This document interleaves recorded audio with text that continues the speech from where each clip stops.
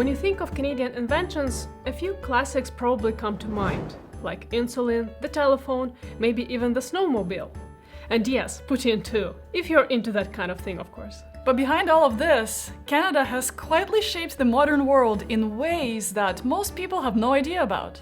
Let's see how Canada did that. In the 1940s, Norman Braeke came up with something that would revolutionize DIY home improvement forever. Before this invention, painting walls was an exhausting job involving bulky brushes and leaky sprayers.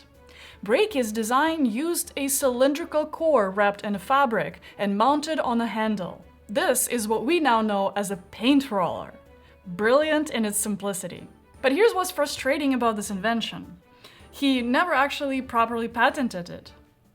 Whether it was a lack of legal knowledge or money to secure the patent, or probably both, Brake's invention soon got picked up and mass-produced by others who did secure the rights, especially in the US market. So while millions of paint rollers were flying off the shelves, Braeke didn't see a dime of that success. He died with little recognition, and today most people have no idea that a Canadian was behind one of the most essential home renovation tools of the 20th century. We all use them, we all forget about them. But did you know that garbage bags, those plastic liners we take for granted today, were invented in Canada? In the 1950s, Harry Wassalik, a Canadian from Winnipeg, Manitoba, developed the first disposable polyethylene garbage bag. Around the same time, Larry Hansen, working in Ontario, was also developing a similar concept. Interestingly, Frank Plomb, another Canadian from Ontario, is also sometimes credited with contributing to the early design and commercialization process. He actually had an idea of making garbage bags green, so that they blend well with the lawn. But at first, the idea wasn't meant for homes. These early garbage bags were made specifically for hospitals, which needed a cleaner, more sanitary way to handle waste without spreading disease or leaking bodily fluids. The first batches were produced in Winnipeg and were transparent. These bags were eventually bought and manufactured by the Union Carbide Company, a major US-based chemical firm. They began mass-producing them, and fast forward to today, plastic garbage bags are in every North American home. If you were born before 1995, you like this. Long before smartphones, notifications, and scrolling until 2 a.m., we had pagers, those little buzzing devices that clipped to belts. And guess what? The first pager was invented in 1949 by Alfred J. Gross, a Canadian inventor, engineer, and radio pioneer from Toronto. Gross wasn't just playing with gadgets. He was a visionary who helped lay the foundation for wireless communication as we know it. Gross's invention was initially created for use by doctors in the New York City hospitals. They needed a really quick, reliable way to be contacted in emergencies without relying on landlines or switchboards. His early prototype allowed for one-way communication, just a signal or a short message. It wasn't called a pager at first. This term got popularized thanks to one of the first commercially available models, Motorola Pageboy 1. But Gross's work didn't actually stop here. He was also deeply involved in the early development of walkie-talkies during the World War II. It was invented in 1937 by a Canadian, Donald Hings. Hings originally called it a pack set. He was working for CMNS, which is a mining company in BC, and he designed it to help workers communicate in remote locations where telephones weren't practical. But then World War II broke out, and the Canadian military saw its potential. Hings improved the design, and the walkie-talkie became a crucial tool for the battlefield communication. Soldiers could now relay positions, coordinate movements, and call for backup, all without wires. Hings offered his patent royalty-free to the Canadian government to aid the war effort. After the war, the walkie-talkie did not disappear. It became a lifeline for first responders. Paramedics, firefighters, police, and rescue crews still use a version of it today. It's not fancy, it doesn't have apps, but when everything else fails, no cell signal or no Wi-Fi, the walkie-talkie works thanks to this Canadian inventor. Before the 1870s, every city ran on its own local time, quite literally. Noon was when the sun was highest in the sky, and that meant Toronto time was different from Montreal time, which was different from Halifax time. You get the idea. That chaos made sense when people got around on horses. But once railways connected cities and trains started running on strict schedules, it turned into a logistical nightmare. Imagine trying to coordinate train from Kingston to Ottawa when each stop is in its own time zone. Missed trains, confused passengers, and a whole lot of frustration. To fix that, Sir Sandford Fleming, a Canadian engineer and brilliant thinker, came up with a radical idea that didn't just affect Canada, but fundamentally changed time for the entire world. He divided the world into 24 time zones. He first proposed this idea in 1879 and even presented it at international conferences. His system eventually became the global standard adopted at the International Meridian Conference in 1884.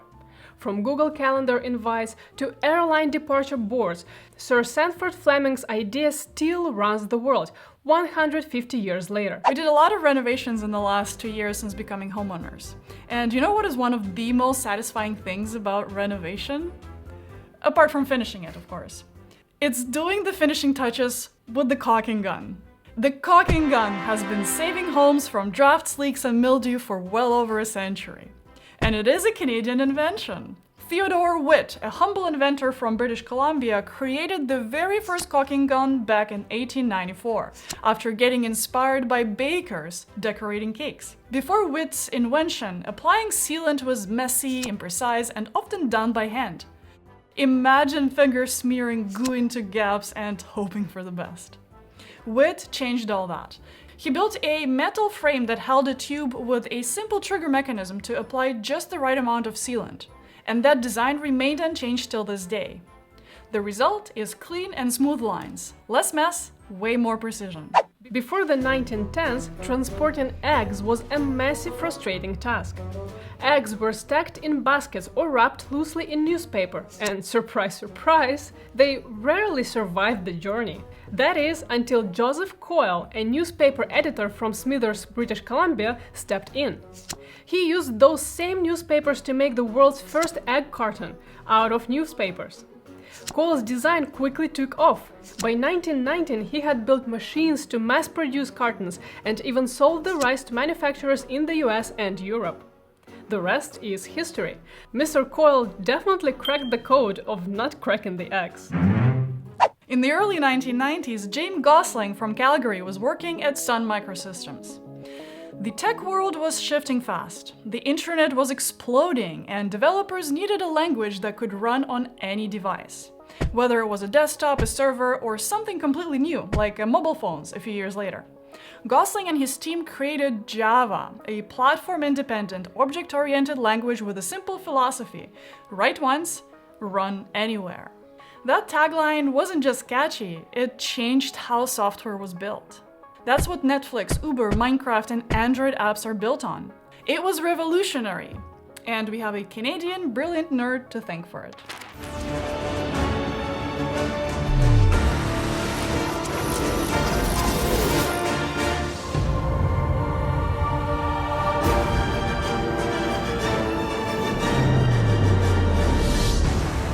That's IMAX, and it's proudly Canadian. The first permanent IMAX theater opened in Toronto in 1971. IMAX was co-invented by Graham Ferguson along with Roman Kreuter, Robert Kerr, and William Shaw, a team of Canadian innovators who weren't satisfied with the movie experience in the 1960s. They wanted to immerse the audience, to make you feel like you were inside the film, and they figured out how. In 1970, they debuted their new format at Expo 70 in Osaka, Japan. The film was called Tiger Child, and the projection system was unlike anything the world had ever seen. What started as a Canadian experiment has now become a global cinematic standard for 1,700 IMAX theaters in over 80 countries. Directors like Christopher Nolan or James Cameron specifically design films for IMAX screens because it delivers unparalleled visual and sound quality. And it all started right here in Montreal. The company name IMAX was invented over lunch in Montreal, combining maximum image into a unique trademark. Today, we take wheelchair-accessible transit for granted. Ramps, elevators, priority seating, they're all part of the system in the developed world. But it wasn't always that way. In fact, Canada was one of the first to say that everyone deserves a seat on the bus. In the 1980s, Walter Harris Callow, a blind and quadriplegic veteran from Nova Scotia, decided that accessibility wasn't a luxury, it was a basic right. He couldn't move, he couldn't see, but he could still lead. He designed one of the first wheelchair-accessible buses in the world. It wasn't a government project or a corporate campaign, it was one man's vision for inclusion. The very first Callow wheelchair bus rolled out of Halifax, giving veterans and others with disabilities a way to travel, attend church, see family, and rejoin public life. There's actually a Canadian robot arm floating above your head right now. It's called the Canadarm, and it's one of the most iconic and badass contributions Canada has made to space exploration. Developed in the late 1970s and launched aboard the Space Shuttle Columbia in 1981, Canadarm was built by the Canadian aerospace company Spar Aerospace in collaboration with NASA. It was used to deploy satellites, retrieve space instruments, and assist astronauts during spacewalks. Basically, it was the mechanical arm that helped humans to do the heavy lifting in zero gravity. Canadarm wasn't just a robotic arm, it was Canada's entry ticket into the elite space tech circles. It put us on the map as a serious player in global airspace. And it didn't stop there. Its successor, Canadarm2, is now permanently attached to the International Space Station.